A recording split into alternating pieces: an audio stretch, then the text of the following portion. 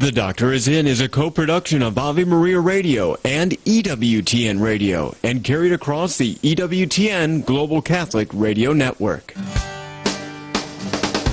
You want some bad news, Michael?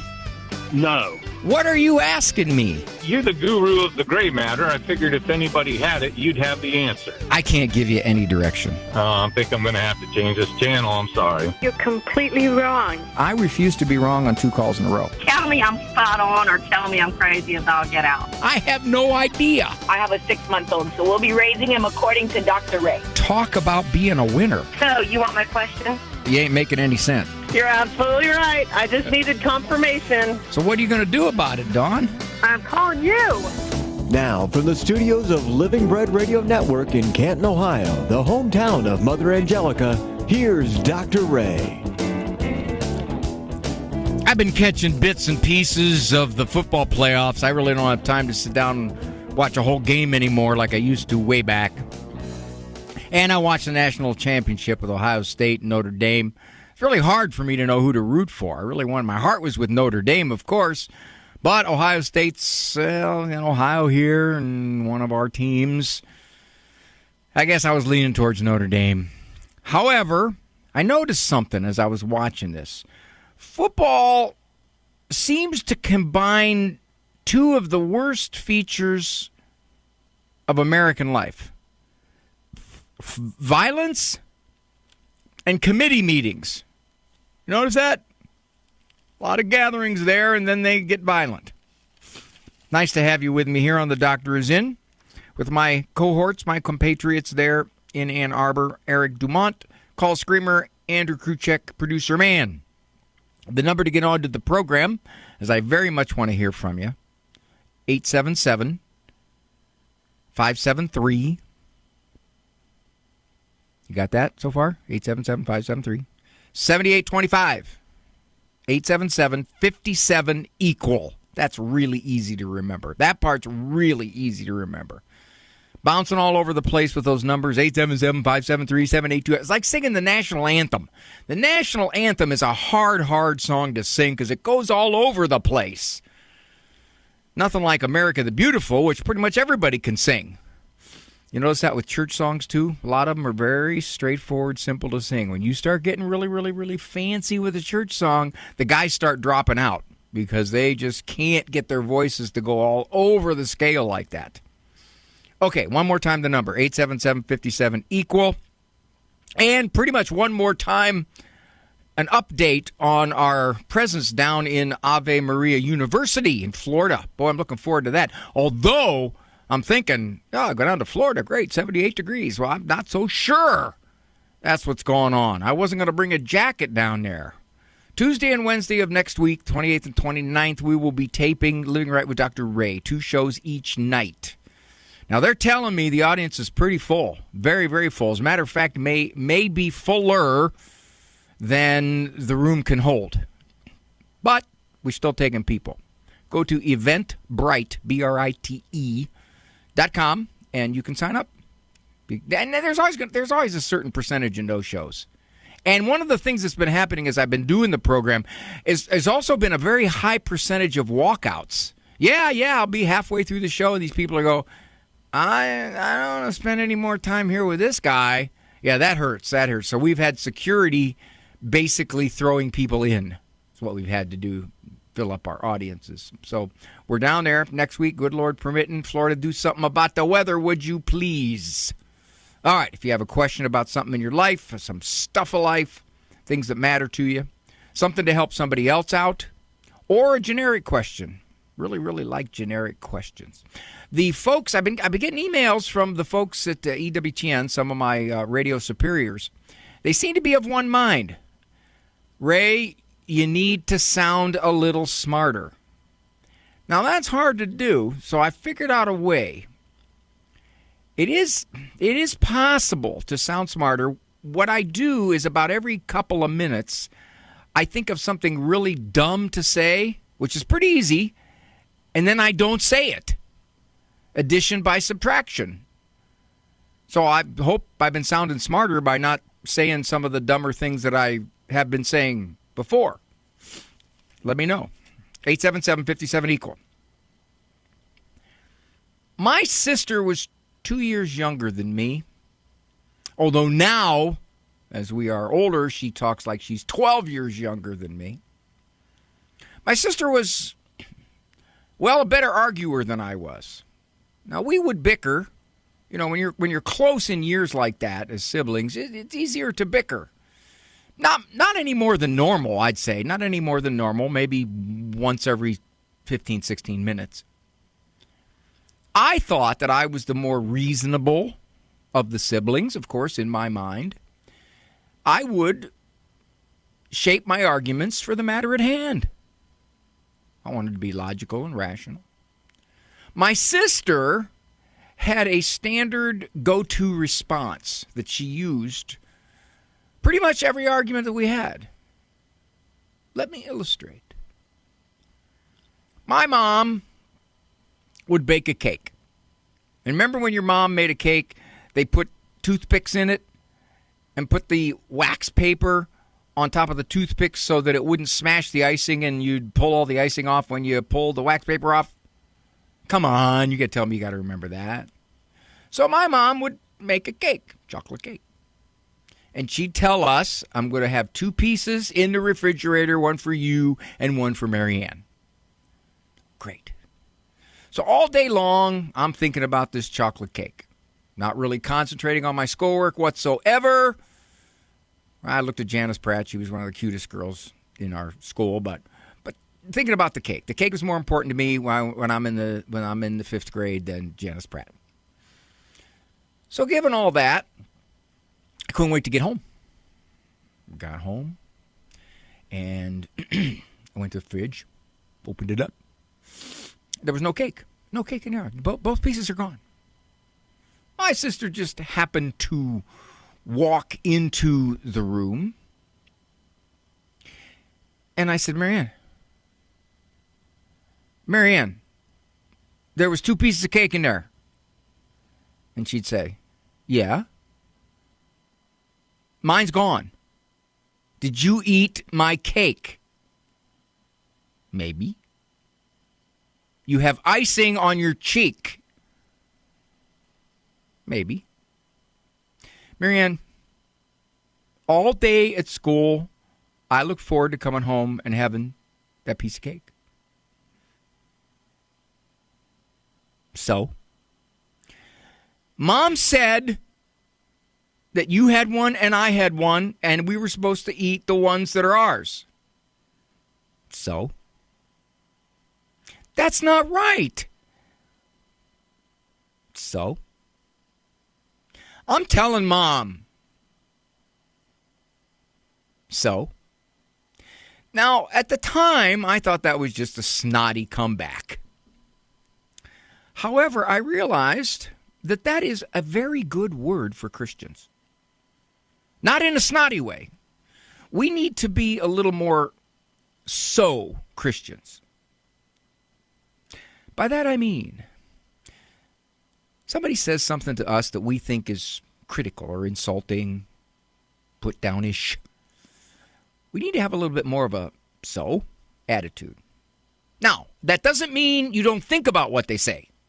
They could have legitimate observations here. What I mean is, when you get offended and upset because somebody says something you think you don't deserve, or it's misdirected, or it's critical without substance, you need to be a little more so. And by so, I mean you don't offend yourself over it. My father-in-law, he has these political opinions, and if you don't think like he does, he's going to make some snarky remark. So, my sister is always telling me how special her kids are, and the implication is mine aren't anywhere near as special. So, if I am late, and I have a very good reason, my dad never accepts it. Never accepts it. He dredges up how he thinks that I'm inconsiderate.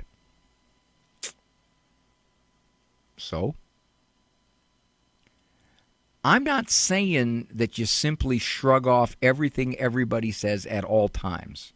What I'm saying is, so much of what people say that bothers us, that distresses us, that offends us, that hurts us, if we took a little bit more of a shrug the shoulders so attitude toward it, you wouldn't be so resentful. You wouldn't get so angry at other people. You wouldn't hold on to your hurts. I can't believe you said that about me. So?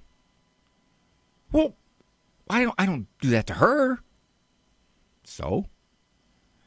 Well, why are you always saying so? I don't like it. Did you say so? So? 877-573-7825. 877-57 equal. That is the number to call. Oh, Trevor, boy, that's a ooh, man, I don't know. I gotta pull in a lot of these folks from Catholic Answers or EWTN or Ave that are more of these moral ethicists. We'll find out. I'm Dr. Ray. Underwritten in part by the following nonprofit. Are you paying high prices with a traditional health insurance company that pays for things that violate your conscience?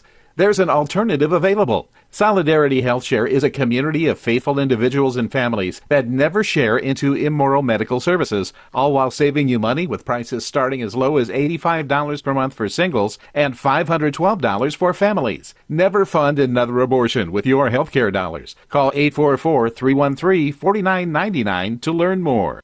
When your children consider going to college, where are you going to find a place that will prepare them for the future and build on the foundation that you've laid? The answer? Ave Maria University.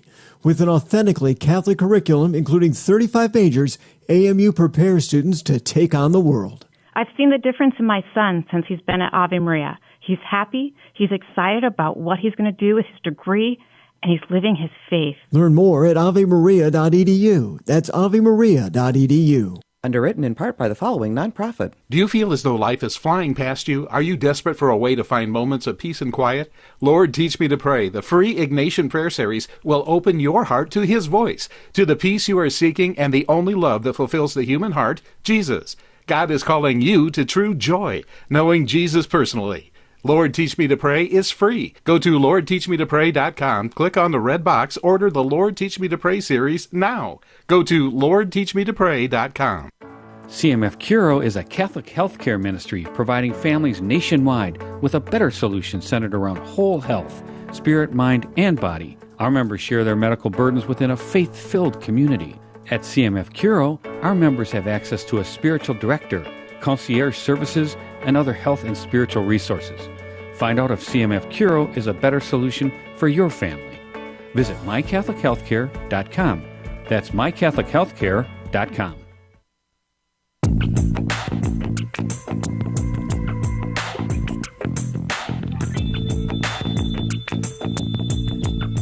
Thank you for joining me here, Dr. Ray Guarendi. I would like to put out a call, a request for Colin Donovan or Jimmy Aiken or any of the ethicists and people in EWTN or Catholic Answers are all over the place. Marcus Peter there at Ave.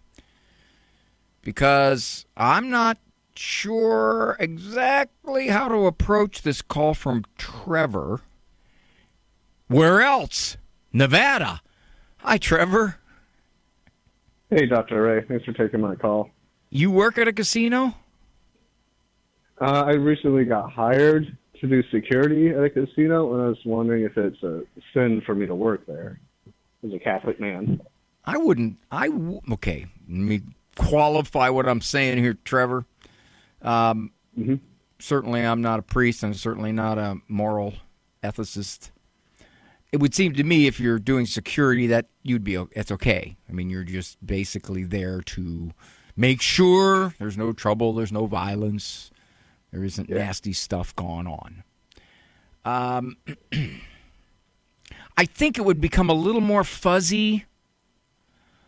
Let's say if you were a dealer or you managed one of the tables and you knew you knew that, of course, the odds are in the house's favor all the time. And there's a lot of folks in there that are unable to control their gambling impulse. And they'll gamble away their kids' college fund, you know. And I think it would come down to a conscience issue. Say, for example, for me, would I do that? No, I wouldn't. Okay, so for me, it's a conscience issue.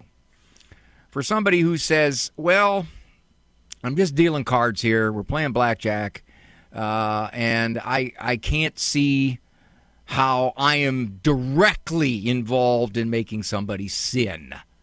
All right, they are choosing to play the cards. So I think that's what it would come down to. Again, I'm speculating, but I can't see anything from a security issue or parking cars or something along those lines. Right. You know, you must be a pretty good sized guy there. They want you for security, Trevor. Yeah, I'm 6'2", 220. Yeah, that's a nice size. That's friend and I were talking about what would be the ideal size for a pro athlete. You know, somebody that could, across all sports, the major sports, football, baseball, but now basketball, no, you'd have to be a real stud at 6'2" to play NBA. But we were saying it's about 6'2". I said 220. He said 205. Well, it's definitely small for a linebacker. A defensive back, I suppose 220. You better be a real stud to be able to keep up with the wide receivers at 220. But there's some freaks out there that could do it, you know. Yeah.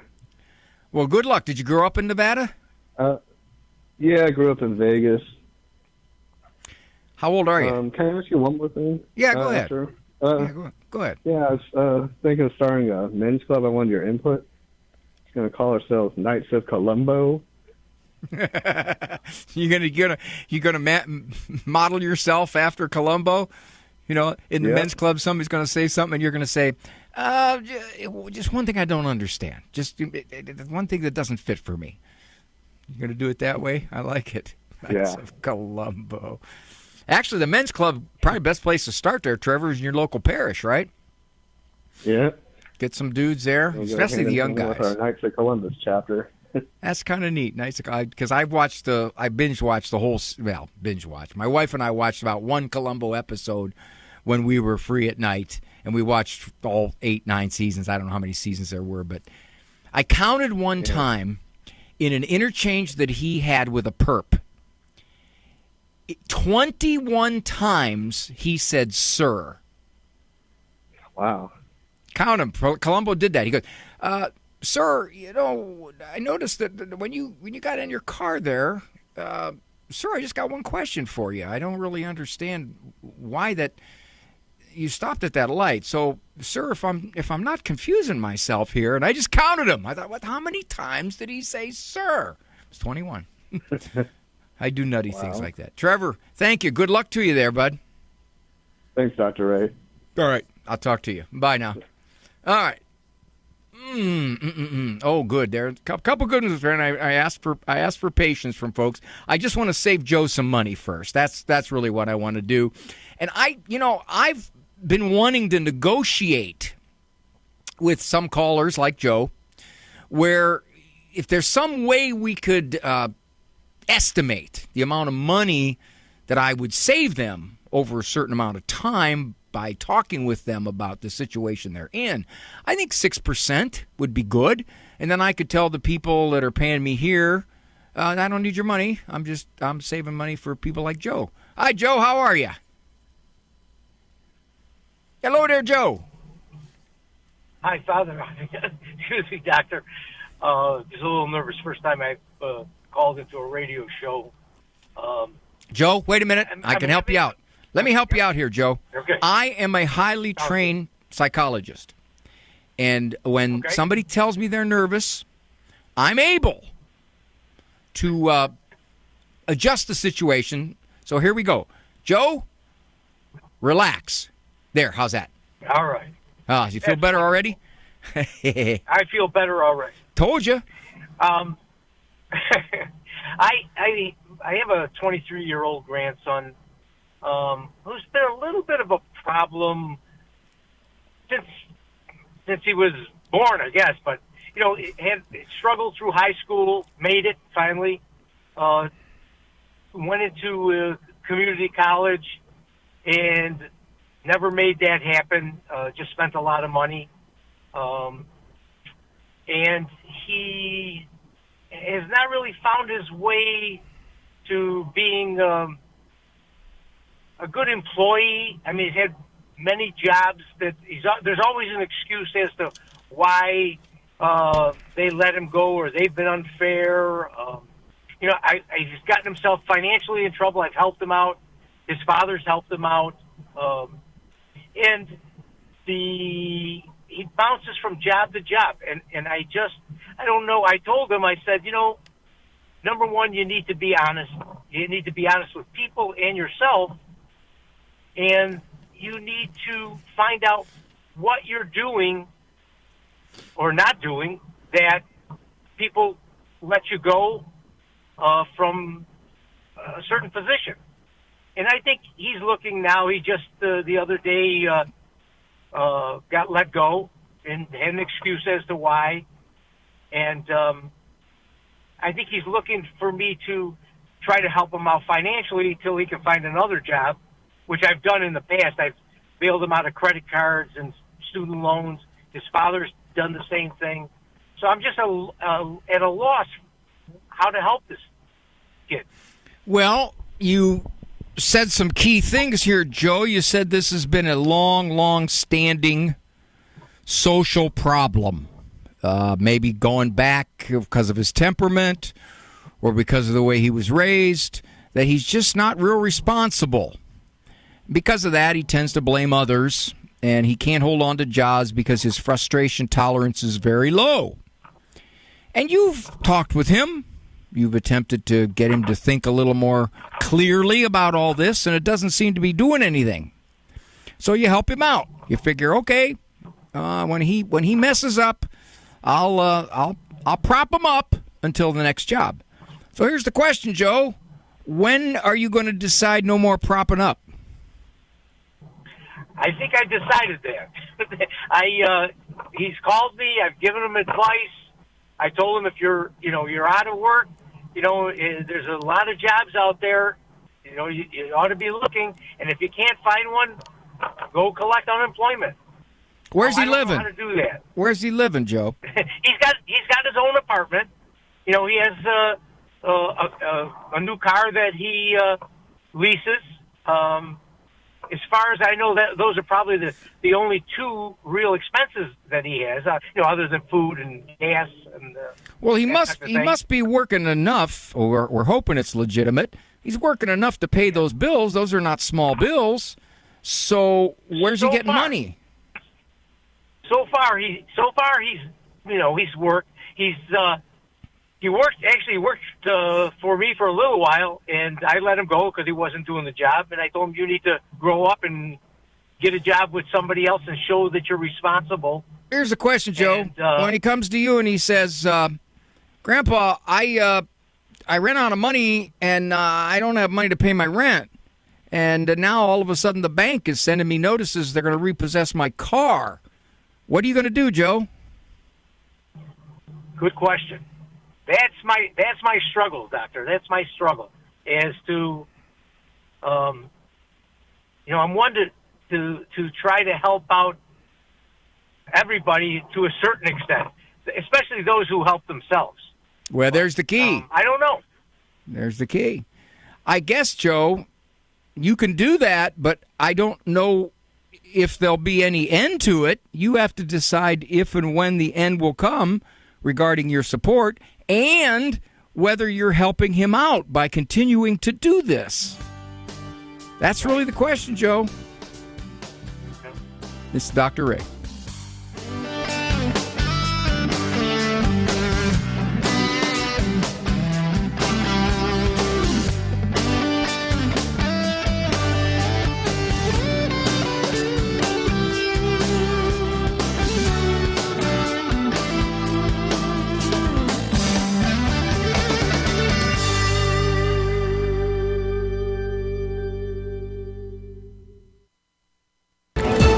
Catholic Connection with Teresa Tomeo.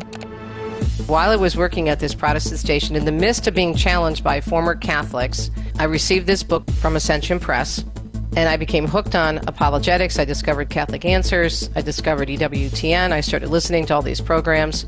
I would just go to local Catholic bookstores and grab every single book I could on apologetics. Deep in my heart, I knew that it was true, and I trusted the Church for her 2,000 years of teaching. I knew a certain amount of Scripture, but I wasn't able to defend it as well. That period of my life where I worked in Christian radio and was challenged by former Catholics, as painful as it was one of the best things that ever happened to me, because it really forced me to dive in more deeply and fall even more in love with the Catholic Church. Catholic Connections, Teresa Tomeo. Weekdays, 9 a.m. Eastern on EWTN Radio. What comes to your mind when you hear the word passion?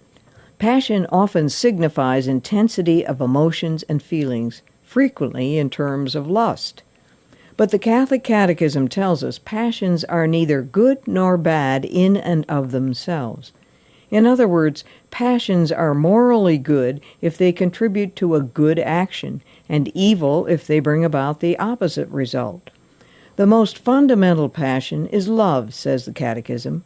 It is aroused by attraction to the good, the desire to attain the good, and fulfilled by joy and pleasure once the good is possessed.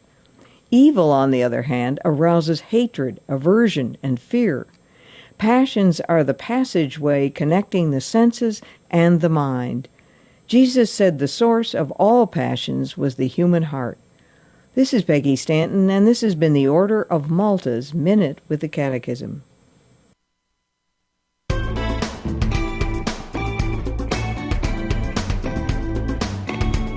$877-57 equal is the number. We usually get a number of calls coming in right at the bottom of the hour. Dawn, you left, and I was going to go to you next. Her point was, in the world of bullying, so works pretty well. Yeah, it does, especially if it's verbal bullying. So much of the time, verbal bullying is just, it's words. And if a person can sew it off, it doesn't really continue for the most part. Pat from Erie, Pennsylvania, home of Father Larry Richards. Hello, Pat. Hi, Doctor. How are you today? Well, nothing gaining on me that I know of. Oh, that's good. Well, I have a question. We have a 17-year-old granddaughter who has ADD, and she's had it for years. They've taken her to the doctor. They've given her some medication. But it seems as though it's, even getting worse. I don't believe she takes her medication as she should, regularly, being 17. They try to make sure she takes it. However, that doesn't always happen. My question is, who would they take? Is there a place that they can take her to that could help to teach her, I guess, how to remember to do things, how to, set up a routine? She does go to not just her family doctor, but actually I think she goes to somebody she talks to. I don't know if it's a psychologist. I assume that it probably is. But I don't know if there's another place they could take her to where they could help her to remember. Well, when you say ADD, are you talking attention deficit disorder, or are you talking attention deficit hyperactivity disorder? They said it's ADD. She doesn't really seem to be, extreme. Well, there's times, I guess, especially when she was little, a little bit. But it's more of the forgetting. Like, she forgot to go to work a couple times. She forgot to do her homework. It takes her an hour and a half, 2 hours just to get ready to do anything. She just dallies. She gets distracted. That's the main thing. And she's a senior in high school, wants to go to nursing school, and of course this has become a real issue. Here's always the question, Pat. Here's always the question, especially in our labeling society. I can't argue with the diagnosis, obviously. There's no way I could say anything like that. However, ADD usually is kind of a spacey, inattentive sort of lack of perseverance to a demand or a topic or something that needs to be done. That's her. If she says she forgets, here's the question. What kinds of things does she forget? Does she forget usually requirements? For example, would she ever forget that one of her girlfriends wants to call her and is going to come and pick her up at 9 o'clock? Would she forget that? Or I think she would. okay, so you're just saying she's kind of scatterbrained. Yeah, It's pretty much that. You know, anything that needs to be done. If her parents tell her they want her to wash her clothes, do the dishes, and that's not because it's something she may not want to do. I mean, if they said, "I want you to go and pick your brother up from the bus," well, you know, she could forget to do that. It's not. It's just like she's in another world, kind of. Even when she was little, I remember that it was just like she was, you know, kind of like in her own little world there. Well, I guess her therapist is probably going to work with her in trying to get her to develop certain little skills that she can use to remind herself. But my question would be, when her parents ask something of her, when there's a requirement, do they get her attention? Do they make the request, like, go pick your brother up, and then repeat to me what I just said to you? You told me to go pick my brother up. Okay, good. So the question becomes, and I always struggle with this as a therapist myself, how much of this is a neurological deficit that somehow, some way this kid is not all that attentive to a lot of requirements, and how much of it is, I just don't really want to do that, and so I don't put a whole lot of effort into remembering, and I don't really do anything to make myself get a little more efficient. That's always the question. Okay? And I've had so many parents tell me this. They'll say, yeah, well, you know, she's always been kind of scatterbrained. She doesn't do her homework. And I'll say, well, when she comes home, do you have her sit at the kitchen table with the homework in front of her? Well, we tell her, you know, you got to get started on your homework. And she says, okay. And then an hour later, she hasn't started. And they're prone to say, okay, well, somehow that's something within her neurological makeup that makes her less able to do that. But in fact, are they structuring her environment? That's the big part of it. If Well, you that's know, just what I mentioned to my son, yeah, if you know she's like this, what are you going to structure? If you say, okay, you got to do the dishes, come right now. You don't say, okay, when you get a chance, do the dishes, because you'll ask her 9 more times. Yeah. So if you don't structure it up, then she's going to do what comes naturally, whether it is a habit or whether it is a neurological slipshodness. That's what you deal with. Now, if you say, well, are there ways that can teach her to remember? Not really in an office setting. It's very hard to generalize that from an office setting. They're going to have to more or less look at, what does she forget? What is she most likely to just put off? For example, if she goes to college, what are they going to do to structure this girl's study habits? Will she have a tutor? Will she have a study time with setups with friends? How will they structure this? Because they know that if they leave her on her own, for whatever the reason, she's more likely just to let stuff slide. Right. Yeah. That's kind of what I've told him.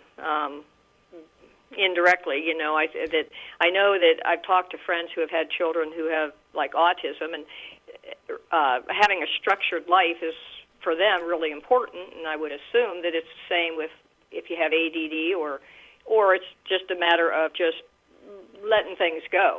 You know, Pat, you have twice said I've told him. Is there Right. is there not a marriage here? Oh yeah, there is. I just Okay. talk to him more. Oh, okay, all right. Oh yeah, they're on the same page. Okay. Yeah, him and his wife, definitely. As far as, what needs to be done. Is this young lady, does she do okay in school? She does really well in school. Well, see, then that raises a question, because the number one thing that shows up, if someone's diagnosed ADD, the number one thing that shows up is school struggles, underachievement. So if this kid's getting A's and B's, excuse me, you got to raise the question, how is this happening? If she supposedly has these attention deficits, this should show up in her schoolwork. And if it's not, then the question becomes, okay, what exactly is she forgetting? 877-57-EQUAL is the number. I'm Dr. Ray.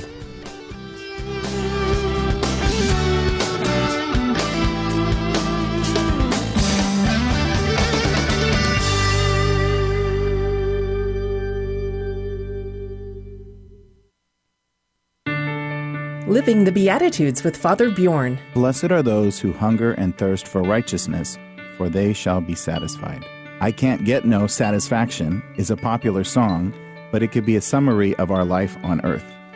In the book of Genesis, we hear that we're made in the image and likeness of God. That means that we can know the truth and we can choose to do good to others. We can love. It comes to fulfillment in the Sermon on the Mount, where we hear these Beatitudes. It's the standard of the Christian life.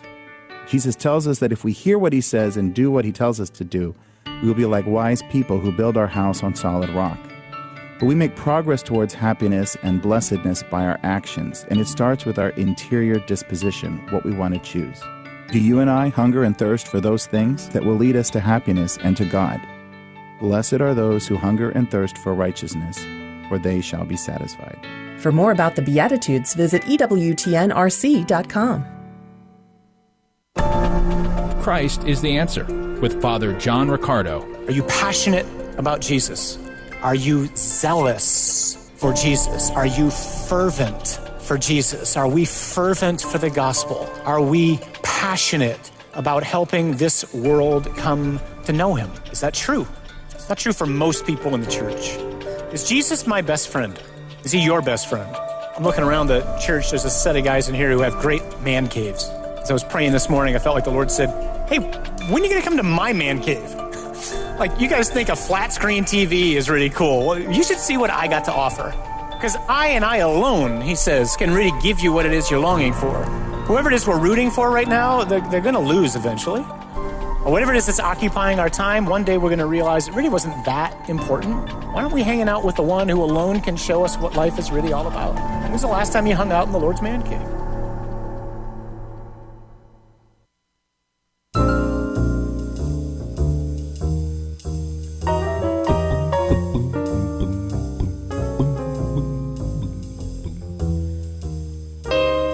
Thank you for joining me here on The Doctor's In. I'm Dr. Ray Guarendi. Monday through Friday, 1 o'clock Eastern Time. Co-production, Ave Maria Radio Communications and EWTN.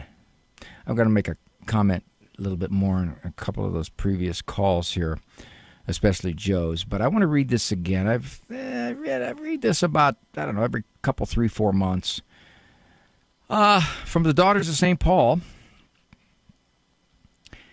If the world hates you because of Jesus, that's fine. If they hate Jesus because of you, that's a problem. When I was in the evangelical world, I was out of the Catholic Church for 8 years. And, of course, a staple of evangelical attendance is Bible studies. We had our Bible study after the service. And every so often a question came up, why do people get so upset at us Christians? Because of our moral stance. And a common answer was, they know that we're right.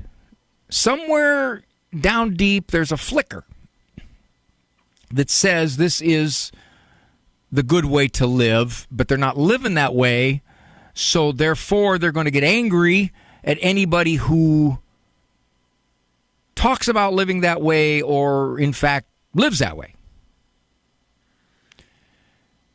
And I remember thinking, are they upset at us because we're holy? Or because we're a jerk? Talk about this in my Thinking Like Jesus book. I wasn't sure if some of the anger and upset toward Christians is because of our moral stances or because of the way we come off regarding our moral stances. You can be holy, but Jesus really had trouble with people who were holier than thou. There's something about spiritual superiority that just really rankled our Lord. He seemed to reserve his harshest criticism for those who held themselves up as spiritually superior to the riffraff. And I remember thinking in Bible study, is that a danger?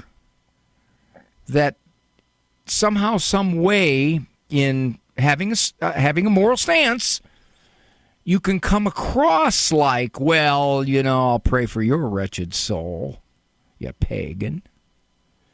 Now, granted, you do have moral stances. I guess it depends upon how you express those moral stances. You can be holy or you can be a jerk.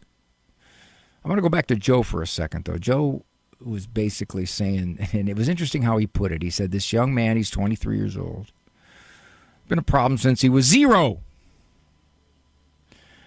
I don't know what that means. I would explore it with him if he were in therapy. I'd say, so what kind of history do we have here? And if he would say this has been a long-standing difficulty through school, through peer relations, through certain amount of defiance, whatever it was. Now, it can be because of temperament, the way the child's wired, makes him a little tougher to raise, or it can be, and more often than not it is, that there was a lot of stuff going on in the parenting family life that allowed this stuff to continue and grow. And so now he's 23. He can't hold a job. For whatever the reason, he can't hold a job. He gets upset when the boss has certain demands, or if there are coworkers that he doesn't exactly get along with so easily, he quits. He just quits. And Joe has said, I propped him up. His dad has propped him up. We've given him money. Sustain him in between jobs. So my question for Joe is, well, what would happen if you didn't? And that's where most parents and grandparents struggle. I asked him that because chances are that was going to happen. If he's had a history of multiple job losses, and right now he's living in his own apartment, and many parents will say, oh, no, he had to come back home because he lost his job and he can't afford to pay his rent, and they're going to repossess his car, and he can't pay his car insurance, and he's certainly not going to give up his phone, so he came back home. Now what? What are you going to do? The question becomes, and this is, I think, the key question to all of this, are you helping or are you hurting? In the short term, you can dodge the crisis. All right, he didn't get kicked out of his apartment. All right, he didn't lose his car. And what's worse of all, he didn't lose his phone. Okay, short term. Then what? Then what? What kind of job will he get, or will he even look? That's always a question, too. Many of these young adults don't seek to get employment. And I've wrestled with a lot of that. My dad, when he retired, he was 65. I remember we all met him when he was leaving Union Metal in Canton, Ohio. And my dad worked at Union Metal for 43 years. When he was walking out, the foreman said, Nick, you're the last of a breed. What he meant by that was my dad never missed work. I mean, he went to work when he was sick. He never, ever missed work. The last 13 years, from age 52 to 65, Pop never missed a single day of work. The foreman, of course, was implying that the younger guys are not like this. And any small business person will tell you this. The biggest problem they have for building their business is getting reliable young employees. I've been driving through McDonald's and a lot of these places, and I've been noticing that a lot of people work in the drive-thrus and other places are 60 plus because they're the ones still with that work ethic. So why is it that there are more and more young people like Joe's grandson at age 23 who can't hold a job? I do believe part of it, obviously there's many factors involved, but I do believe part of it is this is the natural byproduct of growing up very pampered. And I don't mean, when people think pampered, they think spoiled. No. I think our lifestyle is pampered. It's heavy entertainment. It is heavy pleasures. It is all kinds of options. And therefore, the kind of self-discipline necessary to hold on to a job or to show up when you're supposed to show up, for many, is lacking. It's not there. Less numbers. My dad's generation, for the most part, you got a job, you were responsible to hold on to that job until you moved to something better, or, in fact, you just kept that job because, in a lot of respects, that was the right thing to do. My dad grew up during the Depression, so he didn't have much. So a job was very important to him. But a lot of young people, they grow up with much. They are the beneficiaries of the lifestyle of their own parents. So to exert the kind of self-discipline necessary for many is a struggle. It's a real struggle. And I just see more and more young people like this, and I've had more and more business people, small business people tell me I have to interview 20 people to get one, and that one may or may not show up on the first day of work. I hear this constantly from small business people. This is a phenomenon that's pretty widespread. And I think that in a lot of respects, it's funny, St. Paul said, let him who does not work not eat. Well, that sounds harsh nowadays, doesn't it? But that's St. Paul talking in Scripture. All right, I better let you go. I'll be back. Underwritten in part by the following nonprofit. Are you paying high prices with a traditional health insurance company that pays for things that violate your conscience? There's an alternative available. Solidarity HealthShare is a community of faithful individuals and families that never share into immoral medical services, all while saving you money with prices starting as low as $85 per month for singles and $512 for families. Never fund another abortion with your healthcare dollars. Call 844-313-4999 to learn more. This program brought to you in part by the town of Ave Maria, Florida. Ave Maria, a big kind of small town. A golf cart friendly, ride your bike everywhere kind of town with something for everyone. Resort style amenities, 2 golf courses, shopping, and dining in our town center. With Ave Maria University and Ave Maria Catholic Church at the core of the community and a wide range of homes to meet your family's needs. Visitors are welcome. More information can be found at avemaria.com. Ave Maria, a big kind of small town. He is honored by the Church as a saint with the title of the Angelic Doctor. Matthew Bunson and the Doctors of the Church. St. Thomas Aquinas wrote a basic textbook for young theology students that became the Church's most famous guide to the faith, the Summa Theologica.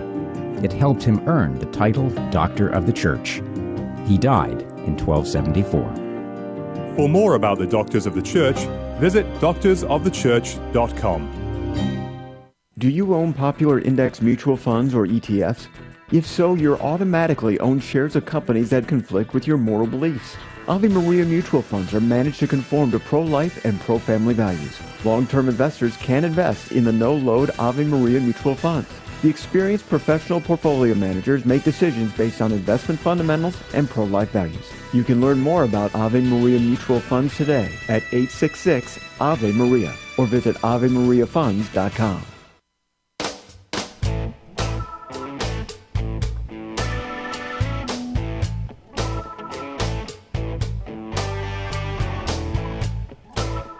I got this from a mom. Our 15-year-old gives us very little help around the house. He is active in school sports, feels he doesn't have much free time. We don't ask much. Take out the trash. Keep his room clean. Get him to do even that is a battle. Easier on my nerves to do his chores myself. I asked a group of parents one night. We were giving a talk. That'd be about 100 parents. How many of you are getting help around the house from your adolescent or teen that you believe is sufficient? About 3 of them raised their hands out of, 50 to 100. Of course, the other parents looked at them with, "You're a liar," or "Come on, how are you doing this? Don't believe you." So I asked the others that didn't get the help they wanted around the house, if not, why not? Now, they reflected what this mom said. Well, the kids have very active lives, they come home from school after sports, and then they do their schoolwork, or if they do their schoolwork, and then they need relaxing time, and then sometimes they're on the phone, and they're just so busy, gone in different places, and there really isn't enough time. That's one. Another one is, well, there's really not that much to do, actually. Just a few things here and there, take out the trash. But the number one reason, survey says, number one reason, I don't want the fight. It's just easier to do it myself. Well, this ties into what I just said about more young people not being reliable for work. We don't grow up on a farm in 1880 anymore in Peoria, Illinois. So they don't have to get up at 4 o'clock and do things.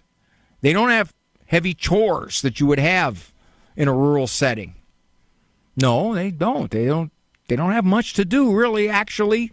Even cleaning their room, for most of them, they don't do it. So what do you do as a parent? Many parents don't link privileges, social freedoms, to your work. You don't go anywhere, you don't do anything until those things are done. That's it. It's very simple. The average 14, 15-year-old wants to do all kinds of stuff. They want to watch stuff, they want to play stuff, they want to call friends, they want to get on their phone. Well, none of that happens until you mow the backyard or you sweep out the garage. See, typically, most parents ask very little. And what they ask is usually the really, really routine stuff. Take the trash down once a week.